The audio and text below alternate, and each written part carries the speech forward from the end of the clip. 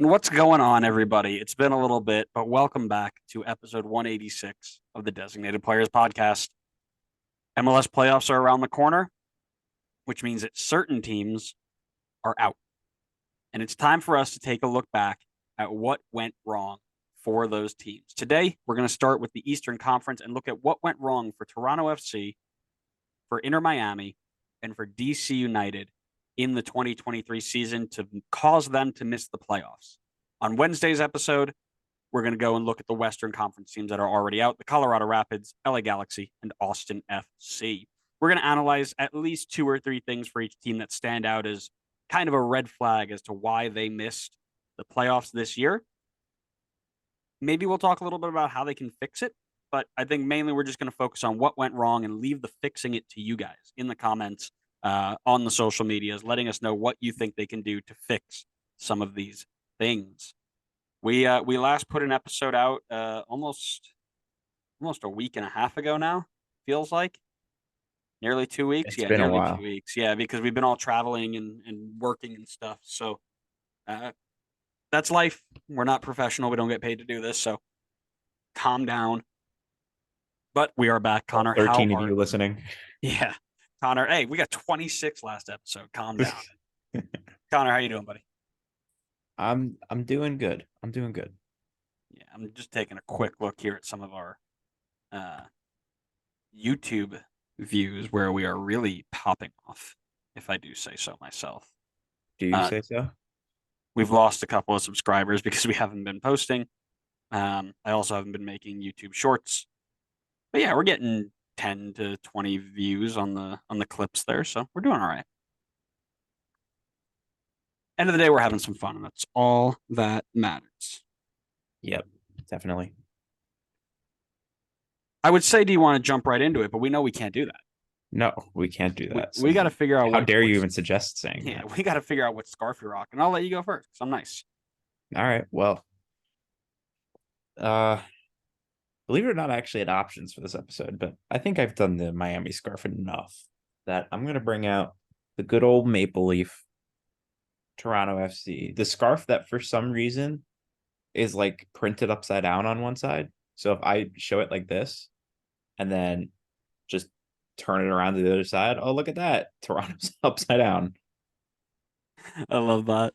So I imagine they meant to flip it like that, like forwards as opposed to like left or right. But like flip it along none of the other X scarves do that. instead of the Y. None of those. Of course, it's a Canadian thing, isn't it? It has to. Like they use kilometers. It has to be. So those three teams had something go wrong for them. But you know who else had something go wrong for them? FC Cincinnati on Wednesday night, because New York Red Bull absolutely took it to them, shut them down, or their B team down. But we're not going to talk about specifics. We shut them down. We got 3 points, and I was there in person. It was a fantastic game. The atmosphere was great. The fans are awesome. Very, very nice, welcoming. I was in the middle of all FCC fans because it's a 9-hour trip from Long Island, New Jersey area. So I was the only one there. Actually, I was one of 4. It was me and my friend. And then we saw a woman with a Tom Barlow shirt, which means I'm pretty sure it was her mom or something, because there's no way some random person in Cincinnati is rocking up with Tom Barlow kit. And then we saw somebody you would totally do that. Yeah, fair. And then there was somebody in the recently released third kit. So 4 of us against a crowd of 25K, and we came out on top. So happy with that. But yeah, I did pick up a scarf while I was there. There were lots of good ones to choose from. No wiener dogs, unfortunately, but I did go with the sword logo, the sword background on the FC Cincinnati just print. It's the same thing on the other side, but I like the swords. I think they kind of popped out. So yeah. I went with that one. That's one of 4 new scarves I'm going to display over the next 4 episodes. So spoiler alert, going to be baller. FCC makes great scarves, honestly. They do. They haven't missed once yet. I was gonna say I haven't seen them, like at least the ones you've showed, they haven't missed. Yeah, they had a couple of good ones that actually we looked at them before kickoff and we're like, oh, we'll just pick it up before the game ends. And then we went back and the cool ones that we actually wanted were all gone. They sold out already. You gotta be on top of that. Yeah, but it's okay because I was deciding between this one and that one that was gone. And I mean, it was okay. It was a cool little like tie dye design. But for my wall being the way it is, color coded, tie dye is kind of tough. So I'm okay with the solid orange. All right, how many? Just out of curiosity, how many talking points do you have for? I'm going to start with Toronto FC.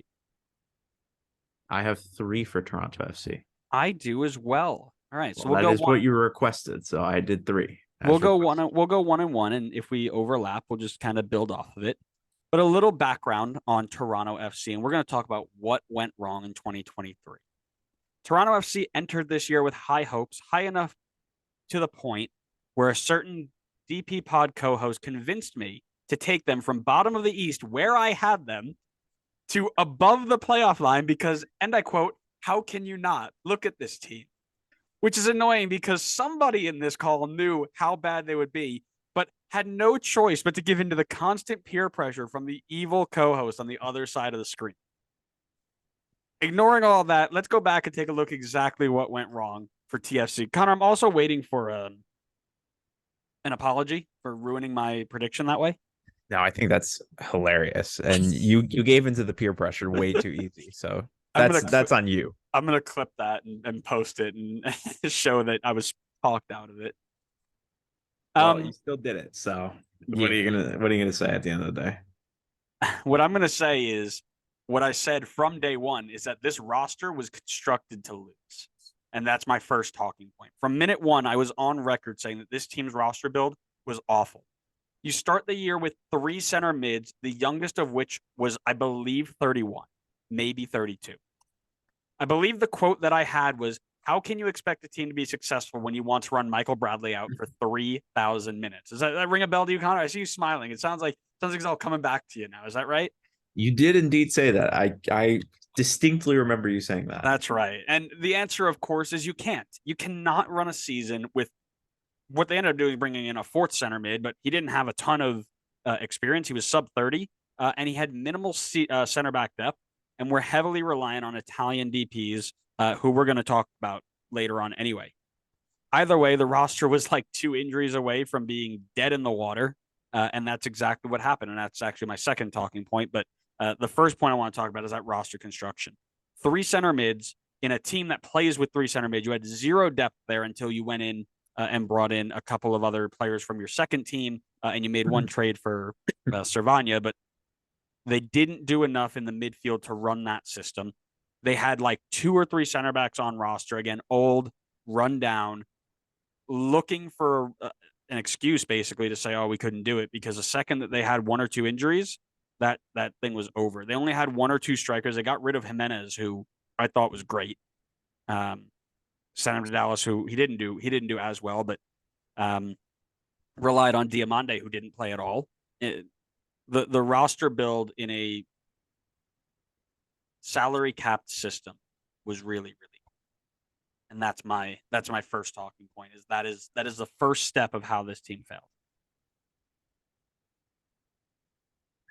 All right. Well, you kind of hinted at my first one already, so maybe this will be a good segue into your talking point on them. But my first point immediately was going to jump right to the star players, and I put a little like I guess a title. I mean, it's not really like some of them aren't very like in depth titles, but I guess the title for this one for me was was disconnect between head coach and star players.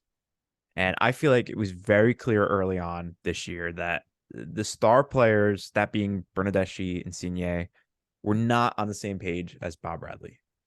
And Bradley is one of the best head coaches in the league's history. So it's not necessarily an issue of whether or not Bob Bradley can get it done as a head coach with Toronto. I just don't think he had the right guys for the system that he wanted to play. And that's not me saying that like Insigne or Bernadeschi can't be successful in the league. I think both talent wise are top of the league in terms of talent and what they could do in this league. And considering that Toronto fired Bob Bradley, I think that they need to kind of go down a route where they're going to find the right coach to implement the right system to get the most out of their star players. And I know there's been a lot of talk about like Insigne and Bernadeschi want to leave, and I get that after how awful this season has been for them.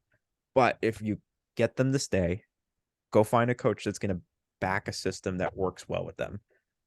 I'm not sure who the right coach would be in that case. I'm not sure if you would like have to get an Italian coach if that's going to make it work. But you fired Bob Bradley at this point.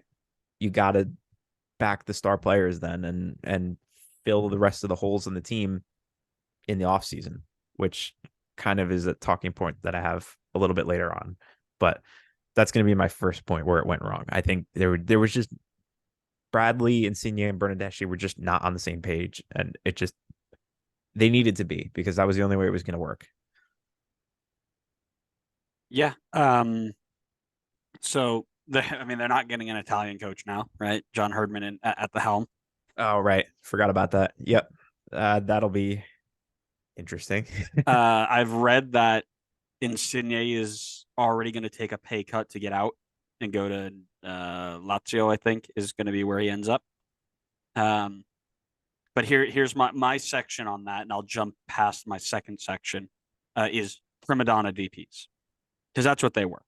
Two of their three designated players, Italian superstars coming over from Serie A, who from the offing looked like they didn't want to be here. They would rather be anywhere else. They had a little bit of fun, but at the end of the day, they didn't want to actually put the work in, right? MLS 2.0 DP signings, if you will. Just sign them, bring attention to the team. But the problem is that most of their funds were tied up in said DPs, and they couldn't build their roster around them due to the roster rules, right? So center mids and center backs are thin because they're worried about getting money for those DPs and paying them, that they're not putting the extra money in to do the roster build, right? Those two showed up with an expectation to coast to an easy paycheck, and when the fans started expecting more, they responded in turn, with Insigne being recorded as flipping off, arguing with, and cursing out home supporters while he sat in the stands during a match just very recently, about a week ago. The two also hated each other. Bernadeschi was a little jealous guy who was like, "Oh, Insigne's getting paid more than me. People are like focusing more on him, and they should be focusing on me." To the point where he just stopped caring. He was cited multiple times for vaping at the practice facility, training room, and team plane all throughout this season. That's pretty much exactly what you would expect from people who are not showing up here to actually play. They're just here to be, which is disappointing. The last point I have here is that these guys coming in with their attitudes set the tone, right? You look at these players, big designated players, big, European superstars, guys who have won at the highest level for club, country, wherever they've been. And if they come in and don't care, what are you doing the work for when they're getting paid 5, 6, 7 times more than you were, right? What's the point? The club is on pace to win the Wooden Spoon this year. The players are a shell of what they used to be, indicative of a broken locker room and a toxic culture. Season is done on 10/21, and John Herdman has a load of work to do to fix the nightmare situation that these two left him, because they came into a TFC side that was not great, but still had this culture of winning and being a part of that treble team. A lot of those guys were still a part of the treble team, and now they're walking out of that locker room basically after dropping a bomb in it and saying, have fun picking up the pieces. So I'd expect them to be broken down because of these two signings for a couple years. But it's MLS, you never know. But that's kind of my feeling, right?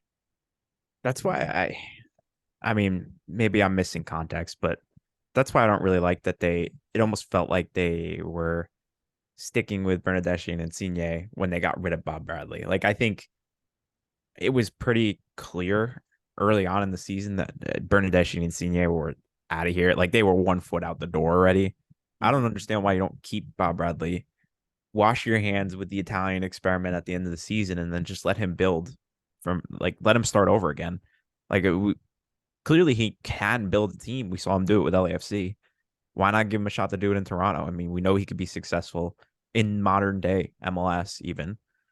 I don't know why they didn't give him the chance to do that. It seemed like they got rid of him And then I don't even know. I can't even say they went to like back the Italian experiment more because I don't necessarily think John Herdman's like the answer to the Insigne Bernadeschi problem. And like you said, they're probably out of here anyway.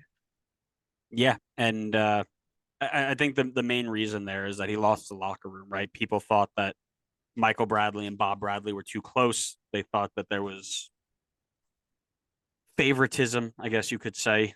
Um, and this is all stuff I was reading on the Athletic today. So, um, there was just that loss of trust. He lost the locker room. When a coach loses the locker room, you've lost everything. So Yeah, that's that's fair. why he had to go. But they didn't do a really good job of getting anybody in. They kind of waited around, waited around. I mean, you fired him at mid-season. You could have gotten somebody in to do the job, and they did. So um, they put themselves in this position.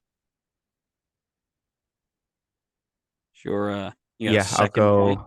go. Yeah, I'll go into point two. Point two for me, team turnover. Tons of new names coming in this season. Mark Anthony Kay, Sean Johnson, Matt Hedges, Raul Petretta are just some of the names that were new coming into the season. And that doesn't even count Bernadeschi and Insigne, who really only had half a season under their belt going into the season.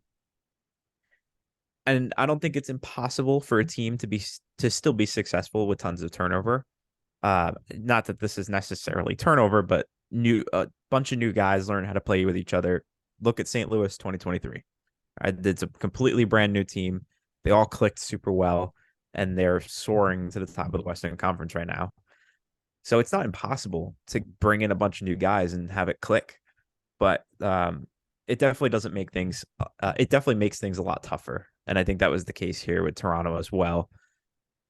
I think a lot of the top teams around the league right now, with the exception of St. Louis, have generally been able to keep a strong core together. Teams like FCC, Philly, Orlando, Seattle, they have their core star players and they're able to keep them season after season and then kind of with the fill in with the missing holes that come up in each offseason.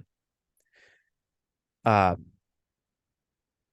I guess I thought it would be a mistake to kind of blow it up this offseason, but I mean, based on everything you've said and read, it sounds like there really is going to be no choice but to kind of restart everything. It feels like because it seems like Insigne and Bernadeschi are going to be gone. The team really needs a full rebuild. I mean,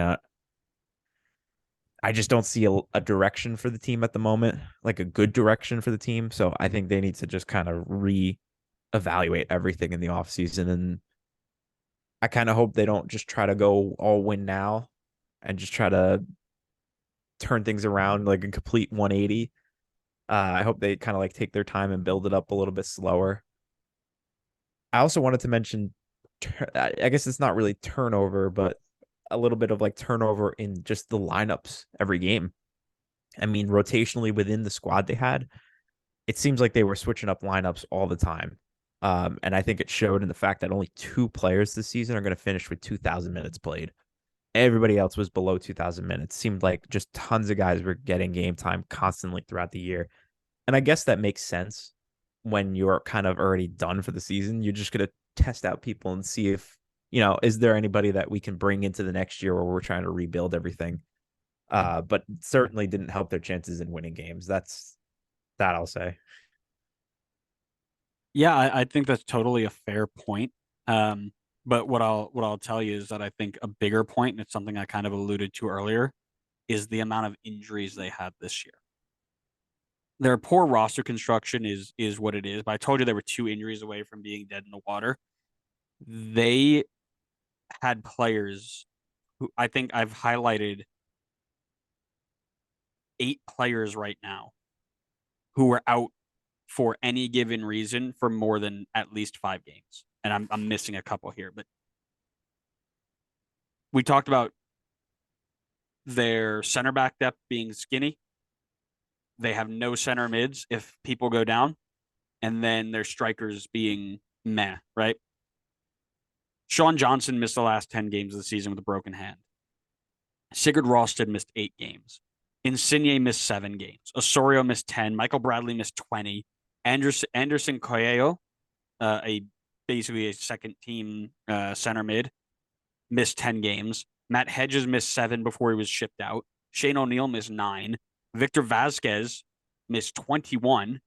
Adama Diamande missed 30. So every one of those 3 that we were focused on in the preseason preview that we were doing, along with the guy that they brought in to be the fail safe, the guy who fills in, all of them missed at least 10 games. Your center backs, you were rotating them consistently because they were constantly being hurt or not available. This is one of the biggest things for me. You throw this all together, you're playing with essentially a USL side in a league where players are being bought for millions and millions of dollars. That is going to set you up for failure consistently. You can never predict injuries, but you can build a roster to at least be flexible enough to handle it in case it happens, because everybody's going to get injuries. People are going to get hurt. But to not have a backup and to go out from the start and be like, yeah, we're going to run it with 4, maybe 5 CMs, and then 2 or 3 center backs and plug the pieces and make it work. I think that's a really bad way to do it. But again, we've talked about it. The roster construction was bad. It got amplified because of massive injuries to key players, and then the DPs were underperforming and they let it out. So yeah, John Herdman's got a load of work to fix this entire team. It's very interesting to like look at the injuries they had and then like kind of think about, how's the team going to look when they come back from all the injuries and stuff. Because there's a few teams in the league where I feel like you look at the team, they've suffered a bunch of injuries, especially like key players, and you look at it and you're like, okay, when these guys get healthy, maybe add like a couple of small pieces here and there, like this team is going to look good. But when it comes to Toronto, I think even if they got all these guys back, I really just don't see this team being good at the moment. I think this team needs a lot of work. And I think that's probably, I'm sure that's probably been pretty evident based on like what we've been talking about the whole time. But who knows? I mean, MLS is really wild and crazier things have happened than Toronto being able to completely 180 this by next season. But they don't look good on paper, that I could say. Yeah, like I said, I think that they have a possibility to turn it around because of the way MLS is structured, where they can get those DPs out, they can bring 2 new ones in and fix it. But realistically, I think it's going to be a lot more of how do we get depth? How do we attack the age issue that we have while also getting our young players ready to be sold? Because I mean, they've got, and we mentioned it in the preseason, that they've got tons of youth that's really, really promising, but those guys are going to go soon. You're not keeping them around for 5, 6, 7 years to build on. They're going to get hyped and they're going to go. So how do you balance that? You go find good MLS vets with, and they've just kind of worked on that, right? They've got in Mark Anthony Kaye. They've got in, or they've had Mark Anthony Kaye. They let him go for Latif Blessing. So you've got some people in there. It'll be an interesting offseason for sure. I think that's the best way to put it. Yeah. Shall we? My last, I got one I more. about to say you still have one more. Yeah. Yep. Last point I focused on was their defense. So I feel like the experiment at the start of the season, very veteran back line. You guys like Richie Larea, Hedges, Sean Johnson, coming in with loads of MLS experience and a lot of success to come with that experience as well. But the experiment didn't work. Plethora of reasons, I'm sure. And they ended up having currently the second worst defense in the league. And as I mentioned, I'm sure this is for multiple reasons, constantly changing lineups, injuries like you were talking about. I think half of those guys that I mentioned aren't even on the team anymore. So not being on the team certainly doesn't help. And then I feel like when some of the youngsters came into the mix, as you mentioned, there's definitely some that have a lot of hype, but I think there are also some that probably just aren't ready quite yet to be a week in, week out starter. Maybe a new system fixes defensive issues for them going into next season, but I feel like there's a decent chance with the current roster they have that it won't. So even though I'd mentioned before not necessarily blowing up the team, although I kind of I think I'm on board with that now, just based on kind of it being a necessity at this point. I definitely think you need to kind of blow up the defense and try it again next year. Definitely incorporate where you can the young guys with some potential, but I think you got to look to bring in some new people who are going to work in Herdman's system and just try the defense over again. I don't know if you, I mean, you could stick with a guy like Sean Johnson, but considering Larea and Hedges, as you mentioned, are gone, it's a great opportunity to start over again. Try the defense again, because not like you're going to get much worse than second worst defense in the league. Right. You gotta build it from the back. You gotta be ready to make the changes that are going to give you the most success. And they mentioned that when Red Bull played them last night. Like they've conceded 3 goals in their last 5 games. Like they've just been leaking goals all over the place. So that's where you start. You don't you could bring in flashy DPs all you want, win games 8-7, whatever. But if you want to be a real successful team in the next couple of years, you start by getting 2 or 3 guys you can trust in the back for 34 games. From there, you can build that on. Another team that's looking for 8 wins every year, Inter Miami. I don't think What they're looking went? for 9-8 wins anymore. I think their eyes are on the top of the table. I got to get into the playoffs before they can get top of the table, and That's they haven't mathematically eliminated this season. So what went wrong for Inter Miami? For me, the first note pretty clear. They're still feeling the roster restrictions from their cheating scandal in 2020. Um, to refresh all of our memories, in 2021, it was announced that Miami had been found to violate league salary budgets during the 2020 season, their first ever season, by having up to 5 designated players when you were only allowed 3. Consequences: a two and they were million fine still to, bad. and they were still terrible. Yeah. Consequences were a $2 million fine to the club, $250,000 fine to owner Jorge Mas, and most importantly, the loss of $2.275 million in allocation money in both 2022 and 2023. So from that group in 2020, you take a look at the team now, and only 4 players remain, and only one of them really contributes. His name is Drake Callender. I don't know if you ever heard of him. They were forced to sell on a majority of their successful players, including Lewis Morgan, Andres Reyes, LGP, Figal, McCarthy, Carranza is a part of that as well. Pellegrini, all these guys that they've brought in for big money moves had to leave and had to be sold. So they also lost a lot of players to retirement over the last 3 years, like the Higuain brothers, and they haven't been able to replace them because they have been under these sanctions. So they've been in a pretty bad spot in the last 2 years now, unable to kind of rebuild things up until they started getting clever with some of the I guess mechanisms that you can use to build a roster, and I'll talk about that in just a little bit here. But yeah, they really needed to be clever about it, and it only took them until about halfway through the year to recognize that they could do it, and that was a little bit too late. So the first thing for me is those roster restrictions were holding them back a little bit. Okay. First thing for me, time. I think the biggest thing this squad needs is time. And now that they're out of the playoffs, time is all they got. I think this is still a really strong team on paper. I think there's still a little bit of work to do and just kind of filling the remaining cracks, but I think that they'll work on that this offseason. The team now has an offseason to learn how to play with one another and only get better, in my opinion, from what we saw from the team that won the League's Cup.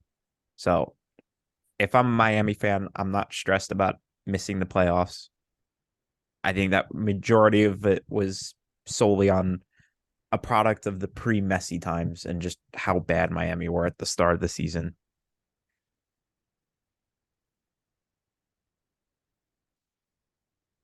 Okay. I agree. I think they did bring a ton in, so they didn't have a lot of time with those new players. The other thing for me for this entire season was the lack of actual star power until Messi. So that whole first half of the season, they waited just a bit too long to revamp the roster. So they added additions like Josef Martinez. They brought Rodolfo Pizarro back, and both of those guys really just didn't step up to the plate. Um, Josef didn't really slot in, and still hasn't really slotted in. Pizarro's return was lackluster. He really didn't make an impact that many very intelligent people thought he was going to make, and ended up getting shipped out halfway through the year to make room for said superstars. It also seemed like they were trying to basically bubblegum and duct tape their way to a point where they could fight at halfway, knowing what they were going to do.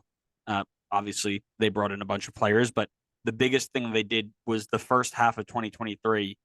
All three U22 initiatives were empty. They hadn't touched them, and they waited until the midway point of the year to build upon.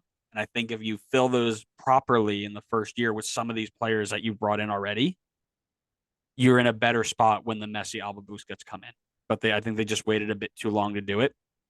But yeah, Messi, Alba Busquets, Aviles, Farias, and Gomez, they all come through the door.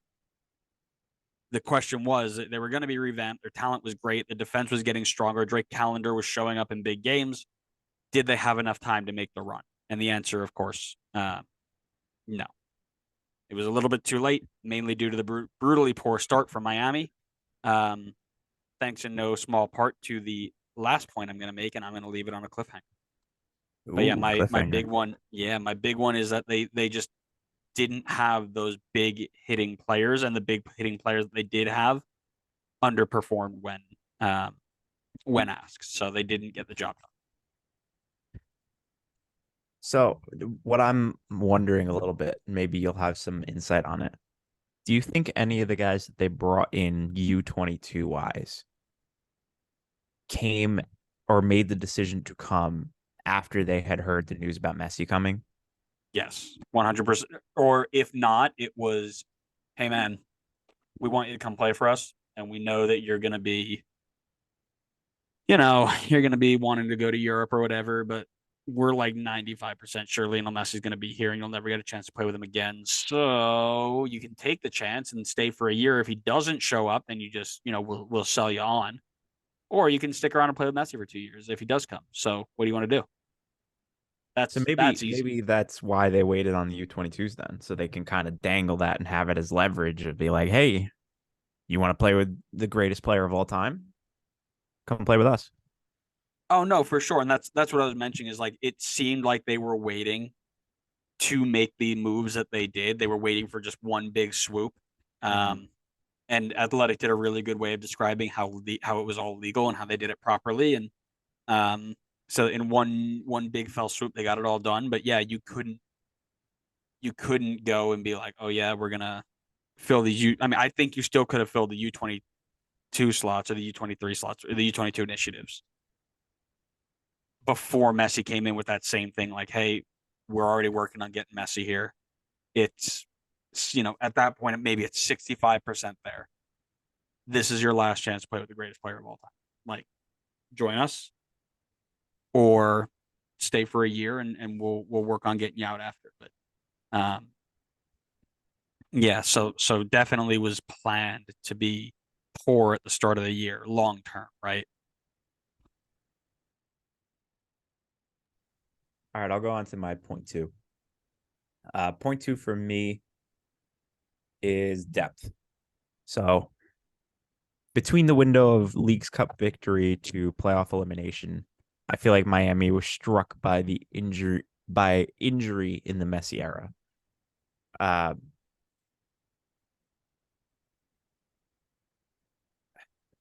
Now I'm a lot of my note on here kind of goes with my third point on here. So maybe I'll just combine the two together Yeah, and go then we for could it. do your cliffhanger.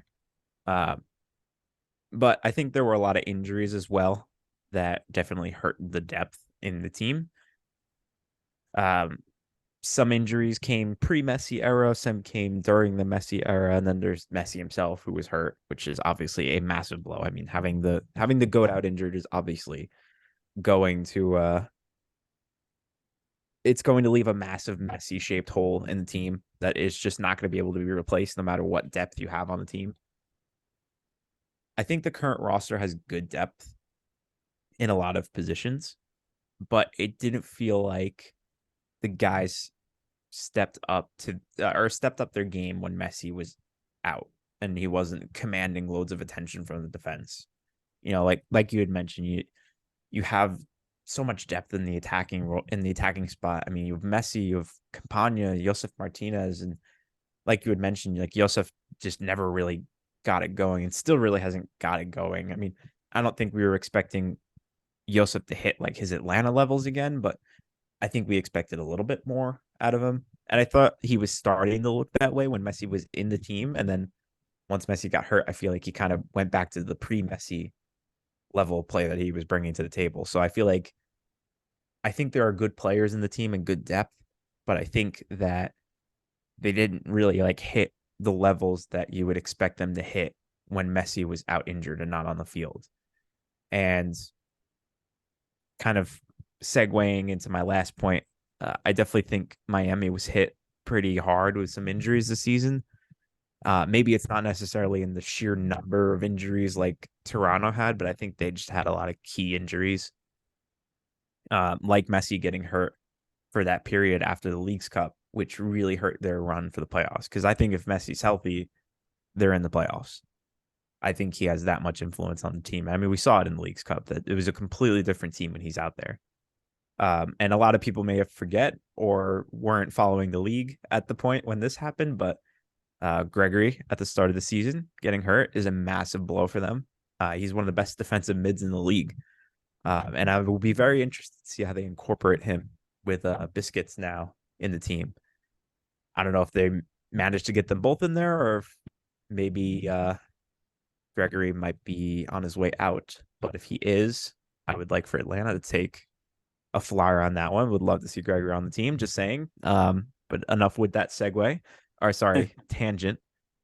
Jean Mota, another massive loss for them. He was out for almost the entire season, and he was playing really well up until the point where he got injured. And especially hurt when considering the fact that Gregory got hurt before him, and he was the guy that I feel like was kind of making up for some of the loss of Gregory, and then he got hurt as well. And I think that really killed their midfield. I think that hurt a lot. So getting both of those guys back healthy next year, I think would be massive on top of like all the other players that they brought in.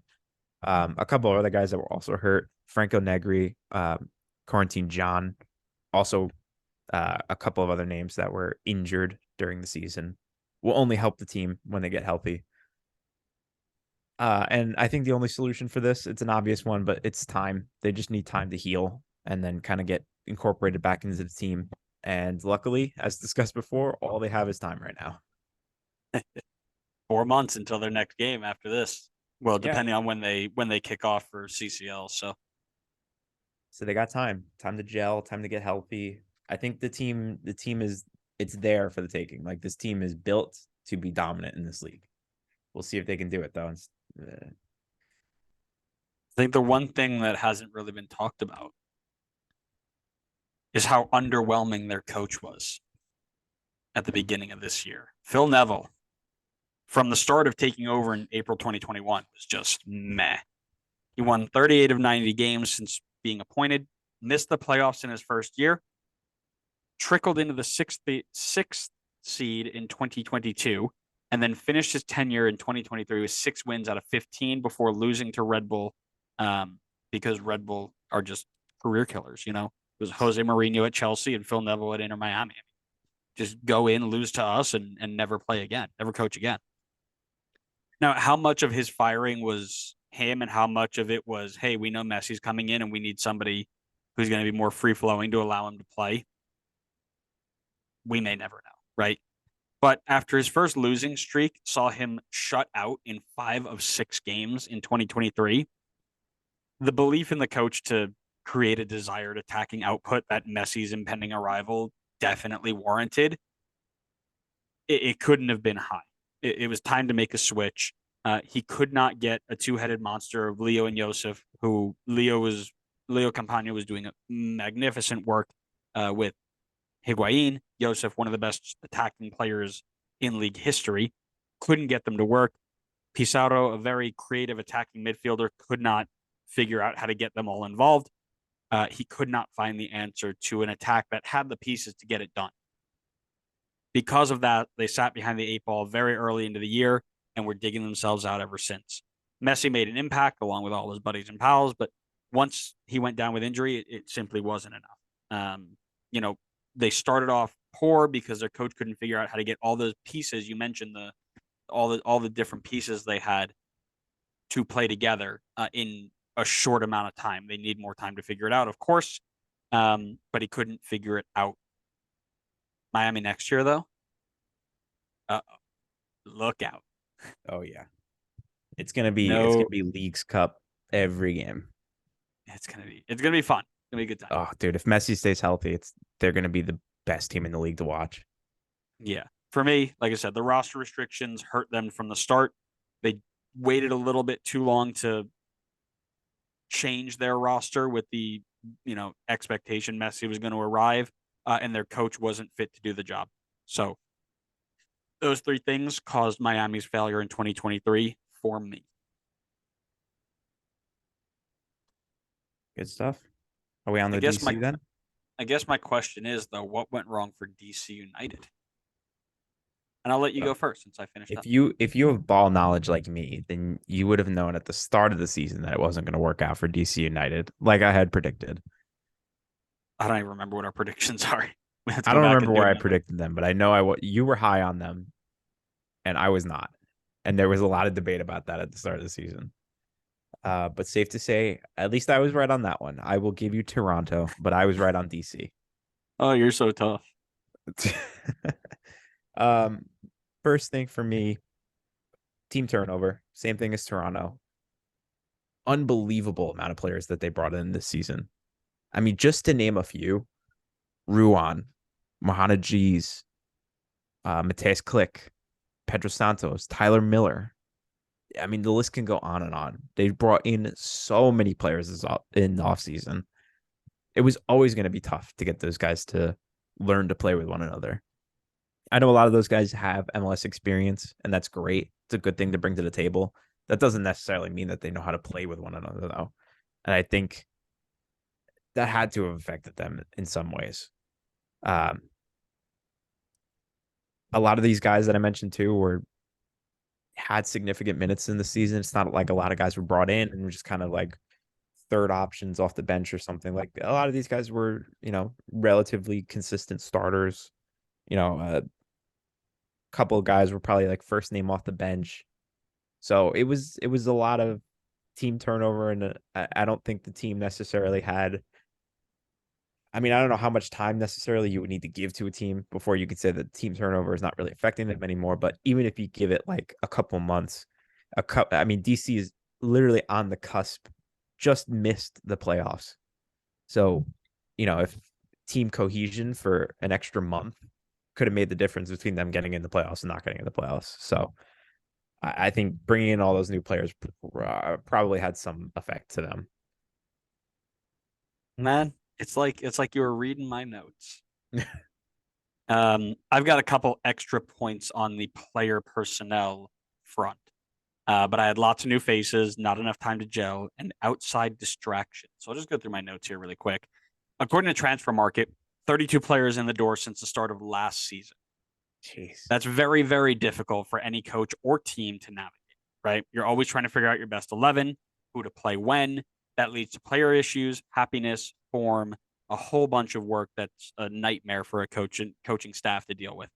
Rooney had a ton of work, and he never really could figure out the best group. This season alone, he played 31 players in 13 different formations in 34 games. That's basically a change of shape every 3 games. You can't develop an identity when you don't have a consistency in your shape, right? Because shape is just roles and responsibilities. But if you're constantly changing your shape, you're constantly changing roles and responsibilities. When you constantly change all of that, you don't have an identity. You don't say, okay, this is how we're going to set out defensively. We're going to be defensively strong. We're going to be clever in attack, whatever it may be. You can't do that if you're constantly finding the correct shape to do it in. All that aside, there were the individual issues with players and personnel. So we'll start with Ravel Morrison, one of Rooney's first signings last year, and a sign of what was apparently to come during his tenure, taking him from his Derby County side. Rooney recognized the signing of Morrison with respect to money, international slots, etc., didn't really make sense in the MLS model. So he was never even registered with the team. He never featured once this season. So a guy who had a ton of upside, looked like he was very, very promising, not even used. Follow that up with Mohana Jose, Swedish outside back looking to provide competition and free up Pedro Santos, be a little bit more attacking minded, what have you.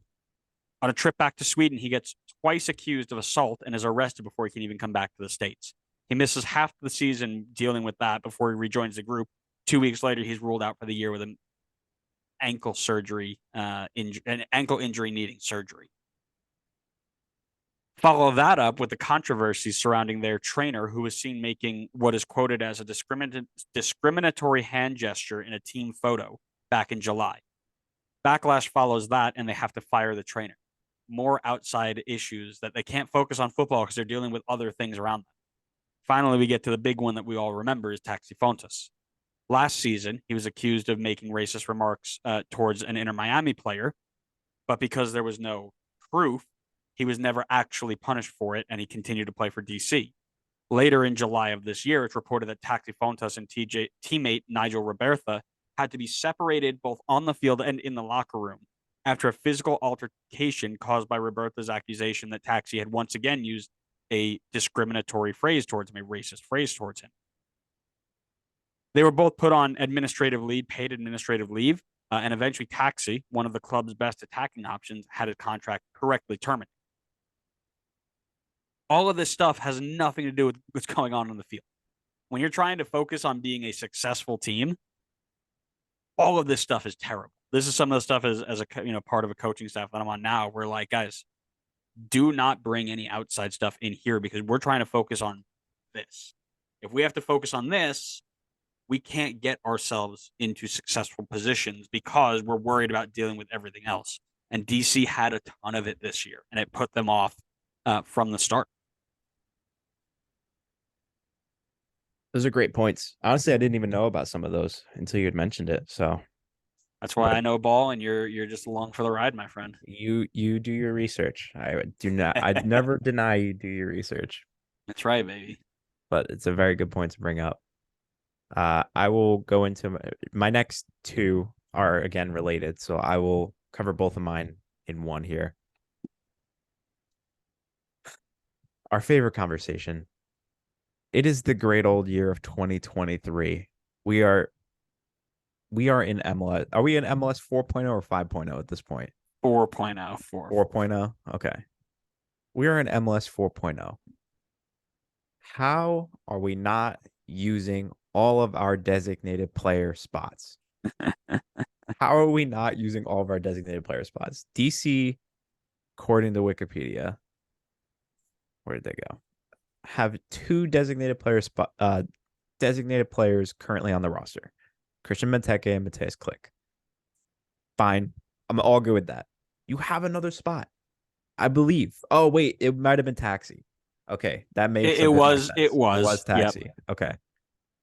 All right. Well, then my point there is a little bit nulled. So they were using all of their DP spots. So I'll still stick with my other point though. I think they needed some kind of like star playmaker.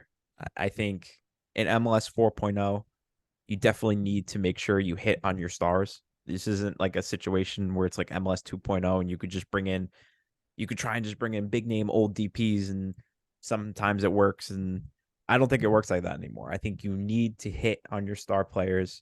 I think Benteke is a good start for them. I think he's definitely showing that he is a very solid striker in this league. They need a playmaker to help him out.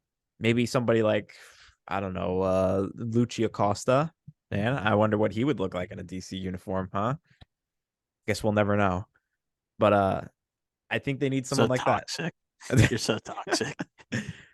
he's off winning supporter shields, and DC's off to sit on their couch and watch them play in the playoffs. That's all I'm gonna say. But yeah, I think they need a playmaker because I look at the team, I look at the roster, and I just don't see somebody to help Benteke enough.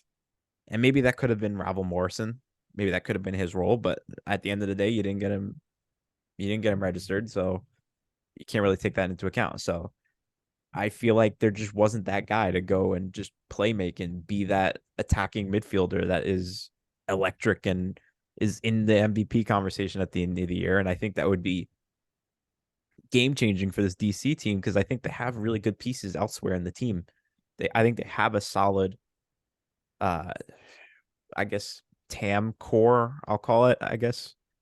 And then you have Benteke, who could be a star striker in this league. Go get a star playmaker, and I think that would help the problems a lot. I mean, obviously, it's a lot easier said than done to just be like, go get a star playmaker that's going to just slot in and be an MLS MVP. But I feel like there wasn't really. I just feel like they never had a playmaker on the roster, despite all the people that they brought into the team.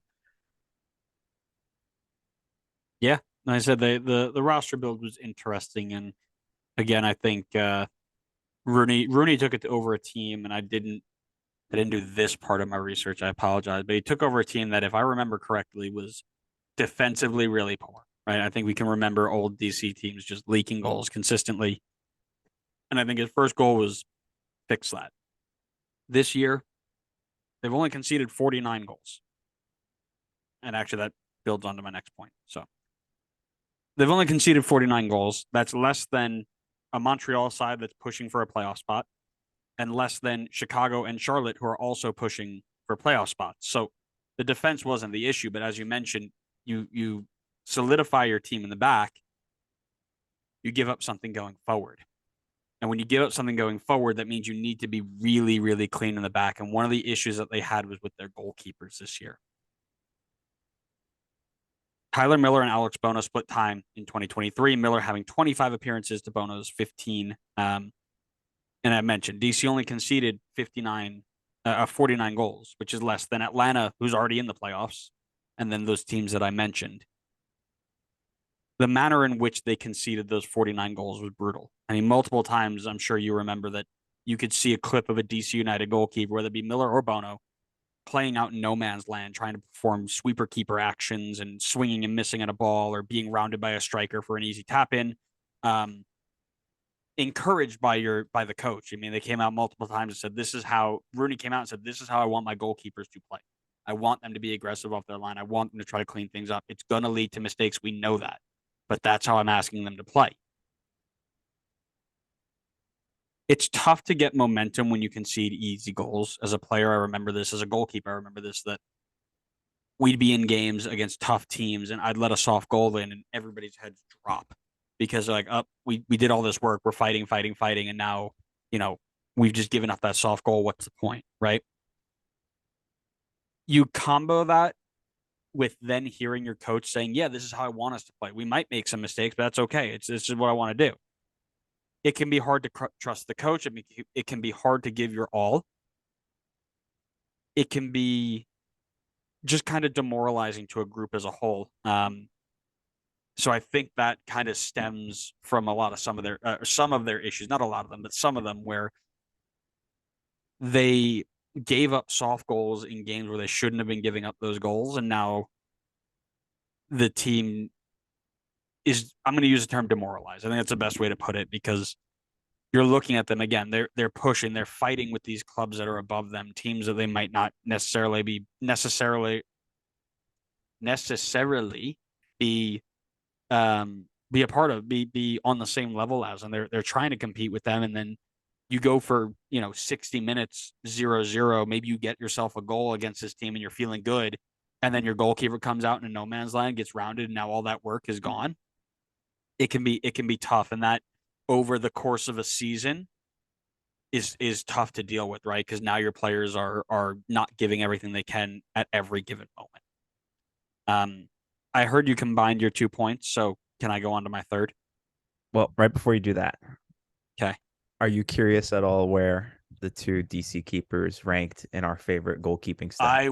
I'm telling you, there's nothing I would like more than to figure out where they finished in That's great. PSXG I plus was minus. hoping you would say that. That's fantastic news. Uh, here's what I'll tell you. I will give you the stat for. I could give you both stats, and you can guess which player was to which. So, one player finished with a +2 in the PSXG plus minus, and one player finished with a -3.3. Alex Bono's a +2. He is indeed the +2. Yeah, because he's been better. He's been better than Tyler Miller. Tyler But Miller's Tyler had a Miller, rough season. he has. And I just did another check. I mentioned that Rooney's first job was to fix the back line. DC conceded 71 goals last year in 34 games. I mean, that's brutal. That is something that's got to be your first priority, and he did well with it. You cut it nearly down by 30. 20. Excuse me. That's brilliant. But the easy goals are the ones that will let you down. Yeah, you And the can't knock Rooney was able to do this season. He, even though he's gone, and maybe it looks bad because they didn't make the playoffs. He brought them up a level from where they were. Granted, they couldn't go much lower, but they improved. fair. There's no question about that. 100% that they have done much, much better than what I think most people were expecting. And whoever comes in as the next guy has a great foundation to work off, no doubt. Here's the problem that they had.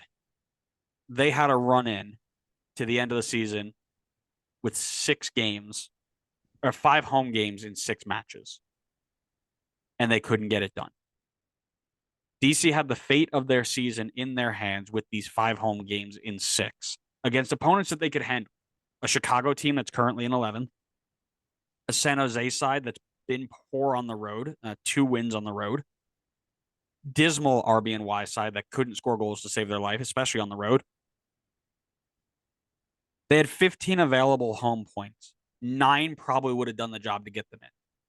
Instead, they went and lost to Philly. They drew San Jose and Atlanta in games, I think it was 0-0 and 1-1. And then they got beat down by conceding 5 to a Red Bull team that to that point had scored 25 goals all season. They gave them a sixth of their goals. They did have a 4-0 win over Chicago that made the last game that they played last night meaningful, but they couldn't get it done at home. The saying is always win at home, draw away, you make the playoffs. Do that, you're in. They couldn't get the job done at home, and now they're booking tee times waiting for their season to start in 2024.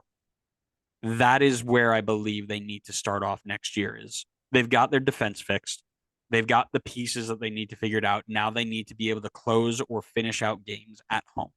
If you can become a team, I think right now the team with the least amount of home wins in the playoff picture right now is 7 right now, with Red Bull assuming that they're the next team up because they're closest to DC. Every other team that's already qualified, minimum 8, but usually double digits. Excuse me. If you can get to be a double-digit win team at home, you're sitting pretty. That has to be the next step if I'm looking for, a 5-year plan. Is you went and solidified your back line. Now you got to figure out how to do it at home. And then from there, maybe you add a big name or so. But this team is close. They need to just get the guy who's right to get the team mentally there. Because I think technically they're there. It's all about mentality now, finishing games out. That's a great point on the home games one. I mean, that they have. I mean, currently, I know that they're obviously eliminated, but currently, anybody that's above the line, they have the least amount of home wins in the Eastern Conference by 2. So, yeah, by a bunch. Yeah. I mean, even if you turned one more game into a home win, I mean, they're not eliminated. They're in a good spot to get into the playoffs. So, I think that's definitely a good point. I mean, look at Montreal. I mean, they're a team that we definitely like. I think they're overplaying certainly what we expected from them, and certainly what they look like on paper. I think a huge part of that is because they have 10 home wins this season, which is outrageous. Right. Dominant at home, and Exactly. that's why they're an eighth. Yeah. Yeah. Um, it's a massive part of the sporting game, and especially when you're fighting for playoffs, right? You need to be a strong home team. If you're letting people, and Red Bull are a perfect example last year of what happens when you're not, right? You want to talk about overachieving on the road, right? 9 wins away versus 6 at home. That difference, they earned themselves a home game and lost in the first round. You need to be a good home team. You need to be able to walk out onto your field, do the job professionally, and get it done. The DC United didn't do that this year, especially when they had a run of five home games in 6 to end, basically to end the year, and that's where they fell. So, anything else you want to add on any of the teams that we might have missed? The only thing I'll add is that, what's clear from all this discussion is that clearly the current MLS system means that none of these games matter, right? At the end of the Don't season, do this to me. there's just we don't have pro rel, so clearly, and FCC already won the supporter shield. What's there to play for at this point? You're gonna get me way more heated than I should be. It would I drive you have, down a ridiculous tangent rant. bro, I have absolutely just laughed at myself watching some of these ridiculous games and then seeing people like, yeah, but like, what happens if that team loses anyway? Like, it's not like they're like out of the league. Uh-huh. And you think those guys are walking off the field after losing a game 5-4 that might have knocked them out of the play? You think I watch Red Bull go down a man, lose to Chicago 1-0 after hitting the post 3 times, and I'm like, oh, it's okay because if we don't miss the playoffs, at least we're back next year. No, I was absolutely mortified. I was brutally upset, as was most of our team, our fandom. There's not a team that's looking around like, oh yeah, Toronto out of the playoffs. Shucks, man. Like, but it's okay. At least we're back next year. Like, I'm all happy because we're still no, nobody's walking around like, oh yeah, like I'm happy that this is happening. And I laugh because if this was a pro rel thing, two of the two of the 3 teams that would be relegated would have been out like weeks ago. They would have been done weeks ago. So this whole thing of like everybody has something to play for. No, they wouldn't. They'd be out anyway. So what are we talking about? And especially if we do it the way that people have suggested, where we split it down the middle and we do the conferences of their own like leagues and we relegate one each, and then we do a playoff system, then it really makes no sense because Colorado and Toronto would have been done like 2 weeks ago. So relegation would have been done. The supporter shield would have been done. The whole system would have been scrapped. There would have been no point because top 4 was pretty much solidified too. So you would have had 6, 7 teams not playing. But that's okay. We need pro rel because Europe does it, and if Europe does it, we have to do it. But don't tell me about NBA or NFL or MLB. Don't tell me about those because those are different sports. And don't ever look at the way Europeans show up to NFL games in London because they're not there because not pro rel. They're there because of something else. But soccer has to be pro rel, and that's the only reason people will watch any team. All right, I'm not doing this. That was great. You said you were I not going to go hate down the rant, and you went I right hate down the rant. I hate you for that. So I'm going to end this now before I can ask you more questions. Thanks so much, everybody, for listening to episode 186 of the Designated Players Podcast. We might get to 200 before the year's over. That'd be pretty cool. Make sure you're following us wherever you get your podcasts. When the next one goes live, which will be the Western Conference teams. Reminder that is Colorado, LA, and Austin. And then as teams continue to be eliminated, so there are 2 matches midweek this week in the middle of some Gold Cup games. So we will make our predictions on those, and if anybody changes, we'll put out another episode. And then as teams are eliminated both on decision day and throughout the playoffs, we'll talk about what went wrong, either leading up to the playoffs, making them miss it, or what went wrong in the game to make them lose. But yeah, so make sure you subscribe for that. We'll also be back with more MLS history that's still going on, top tens, and then fun game Fridays if we have time for them. So make sure you're following wherever you get your podcast. When those go live. Follow us on social media. So, when our clips go live, you can interact with us and hang out with us. Facebook, Twitter, Instagram, YouTube, TikTok. We're all over the place. And then thanks so much for listening, everybody. And we will see you next time on the next episode of the Designated Players Podcast. See ya.